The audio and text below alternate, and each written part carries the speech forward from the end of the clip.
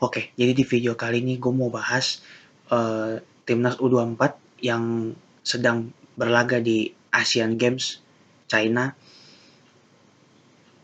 yang baru aja lolos ke babak 16 besar melalui jalur peringkat 3 terbaik. Jadi di peringkat 3 terbaik ini kita ada di posisi 1 karena kita jumlah selisih golnya tuh paling bagus 0, sedangkan tim-tim lain seperti contohnya Qatar itu minus. Tapi jujur gue sangat kecewa dengan performa timnas. Walaupun timnas lolos ke fase 16 besar, tapi gue fair-fairan, gue merasa timnas itu sangat tidak layak untuk lolos sebenarnya. Karena kita lolos pun ada faktor hoki atau faktor keberuntungan. Karena ada uh, a privilege bagi kita yang mana itu adalah peringkat 3 terbaik. Kalau seandainya nggak ada privilege peringkat 3 terbaik, kita sekarang udah pulang. Nggak akan ada nama Indonesia di babak 16 besar. Tapi karena ada peringkat 3 terbaik itulah makanya kita bisa lolos dan kita bakal melawan Uzbekistan karena Uzbekistan jadi juara grup C yang memang isinya cuma 2 tim, cuma sama Hong Kong doang karena Afghanistan dan Suriah mengundurkan diri. Jadi Hong Kong dan Uzbekistan ini emang dua-duanya udah pasti lolos, tapi mereka bermain 2 kali itu cuma untuk menentukan juara grup dan runner up, dan yang menjadi juara grup C adalah Uzbekistan, dan dengan begitu yang bakal ngelawan Indonesia di babak 16 besar adalah Uzbekistan hari Kamis tanggal 28. Nah, gue mau review sedikit ke belakang ketika Indonesia ngalahin Kyrgyzstan, kalah lawan China Taipei, yang ini notabene kekalahan paling memalukan karena China Taipei sendiri setelah menjalani 3 match berada di juru kunci grup F. Gue kadang-kadang suka mikir harusnya poinnya China Taipei itu buat kita aja. Kalau misalnya poinnya buat kita, kemungkinan besar kita bahkan bisa jadi juara grup dengan catatan kita seri atau bahkan menang lawan Korut gitu loh. Tapi intinya adalah yang mau gue sampaikan di sini, permainan timnas U24 di Asian Games ini bukan cuman sekedar mengecewakan, tapi sangat mengecewakan. Permainannya nggak jelas, amburadul, lini belakang terlalu berani passing-passing pendek, kiper pun mau Hernando mau Adi Satrio terlalu berani. Padahal kadang-kadang udah ada lawan di depan, tapi mereka terlalu berani untuk bermain-main dengan bola. Padahal kalau seandainya bolanya lepas, itu lawan udah nggak ada yang jaga, gawang pun juga udah kosong. Pemain belakang pun bingung mau ngoper bola ke tengah, lini tengah pun kurang kreativitas. Karena lini tengah kurang kreativitas, nggak ada kreator dan playmaker di lini tengah, lini depan pun tumpul. Dan memang kita, karena Sananta belum ikut ya, Sananta baru akan ikut tanggal 28 nanti lawan Uzbekistan, dan dia akan terbang ke China malam ini ya. Ketika video ini gue buat, itu Sananta baru akan terbang ke China untuk bergabung dengan timnas U24 untuk menghadapi Uzbekistan. Nah, tapi poinnya di sini adalah bukan cuma sekedar soal ada striker murni, tapi bagaimana lini tengah ini bikin atau membuat kreativitas yang dimana bolanya itu bisa mengalir kotak penalti, bisa menjadi peluang bagi Sananta nantinya. Karena percuma kalaupun ada pemain depan sekalipun, kalau misalnya lini tengahnya ini nggak bisa mengontrol bola dengan baik, cuman sekedar muterin lapangan doang, ngukur lapangan doang, itu percuma, nggak ada gunanya gitu loh, paham nggak? Dan dari lini belakang pun sama, lini belakang tuh jangan terlalu berani bermain-main dengan bola. Dari kemarin tuh gue sering ngeliat, ya bahkan untuk Rizky Ridho pun yang notabene bermain sangat bagus ya secara individual, tapi dia kadang-kadang masih sering melakukan kesalahan, masih sering melakukan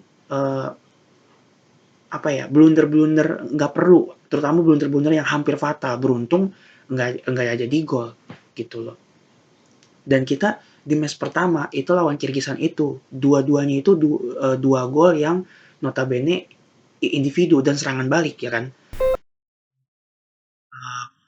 Pertama kita itu dibuat melalui skill individunya, kalau nggak salah Ramai Rumakik. Itu dia berani untuk menerobos ke depan sendirian.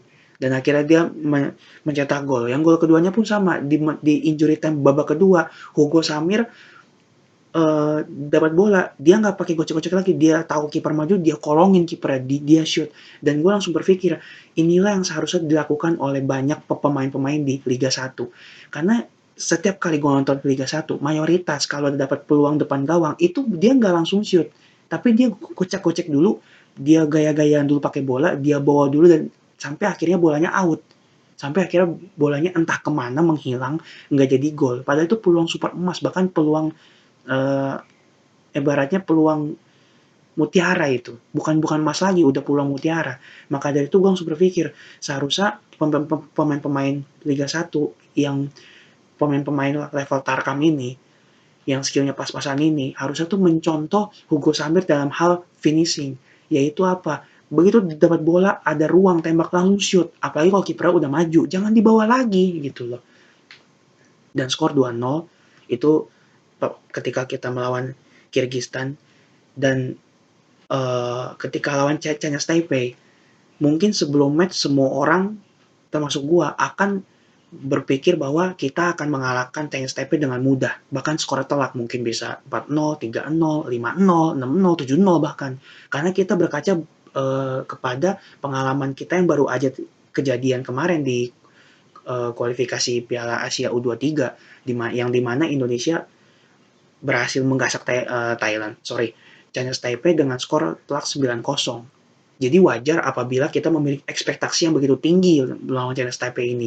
Walaupun pada akhirnya kita dikecewakan.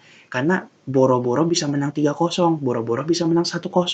Kita bahkan kalah dengan China Taipei dengan skor 1-0. Walaupun memang golnya China Taipei itu gol blunder dari uh, pemain bertahan kita ya. Kalau nggak salah, gue lupa. Kalau nggak salah Andi Setio ya. Kalau nggak salah dia salah ngoper sampai akhirnya pemain China Taipei itu dapat bola, dia oper ke temennya itu dapat bola, dia langsung first time shoot loh.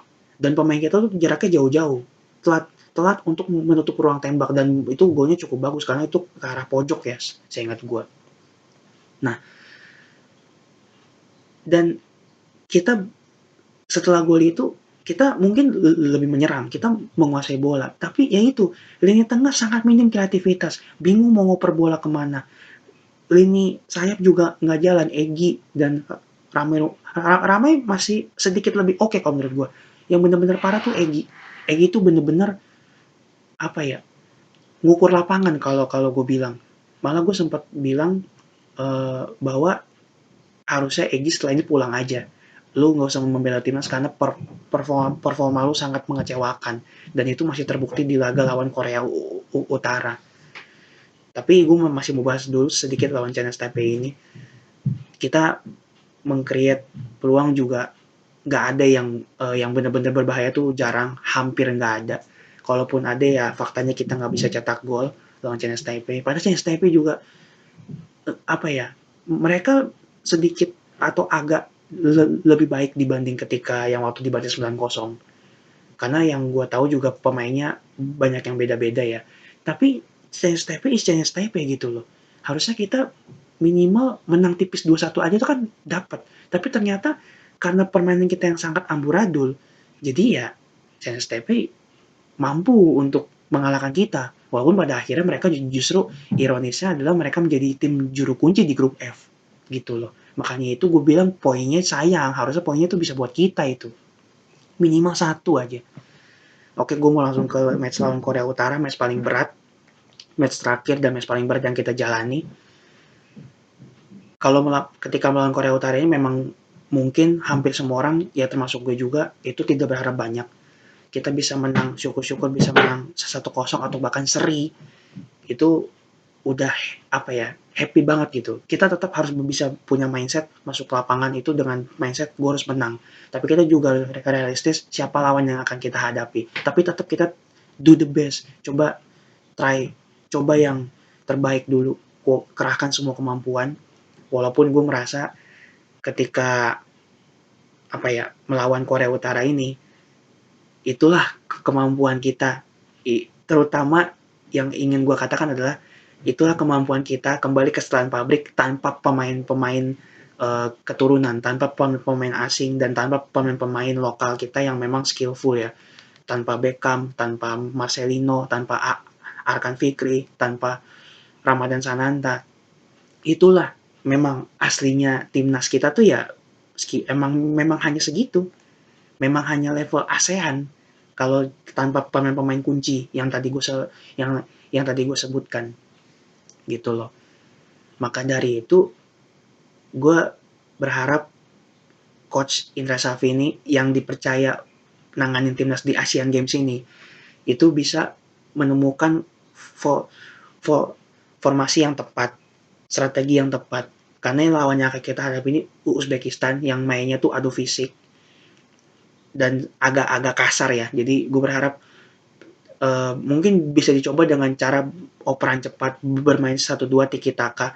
Tapi itu harus diimbangi dengan apa? Dengan kreativitas lini tengah yang bagus. Kalau kreativitasnya aja nggak ada, sayapnya juga kopong. Gimana caranya bolanya lu bisa mau nyampein, bisa lu apa ya, lu kirim bola ke depan tuh gimana caranya gitu loh. Ditambah lini belakang juga jangan so-soan gaya-gayaan banyak pegang bola. Kalau dapat bola ada ruang langsung lu oper ke teman lu, jangan lu pegang-pegang bola lagi. Kan itu sangat berbahaya. Ingat, lawan lu Uzbekistan coy, bukan bukan Laos, bukan Kamboja gitu loh.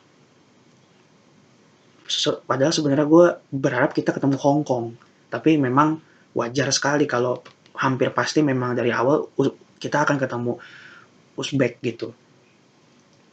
Nah, kalau buat gue, jujur gue sangat ingin sebagai uh, sebagai pendukung timnas gue pasti gue sangat ingin timnas lolos ke babak uh, perempat final, bisa ngalahin Uzbekistan, dan kita akan bertemu dengan, kalau misalnya kita bisa ngalahin Uzbek ya, yang gue ingat kalau nggak salah itu kita bisa ketemu antara India atau siapa gitu lawannya. Pokoknya yang matchnya India itu. Kita bisa ketemu antara pemenang dari match yang India itu. Kalau nggak salah ya. Maka dari itu, eh, apa namanya, yang penting apa? Di lini tengah ini kreativitasnya tuh harus ada. Sekali lagi gue bilang, karena memang kita tuh mainnya hancur banget. Bener-bener seakan-akan kita ogah menang, dalam tanda kutip kita ogah menang seakan-akan ya. Walaupun gue yakin pasti para pemain pasti ingin menang, tapi bagaimana caranya kita bisa menang kalau kita nggak diimbangi dengan permainan yang bagus, permainan yang taktiknya itu jalan. Karena kita bermain seakan-akan tanpa taktik, hanya kayak anak TK, anak atau anak bocah main bola aja gitu loh. Maka dari itu gue berharap semoga kita bisa memperbaiki ini, coach Indra Safri bisa menemukan formula yang bagus, dan gue berharap kita bisa lolos dan ngalahin Uzbekistan. Segitu aja dari gue.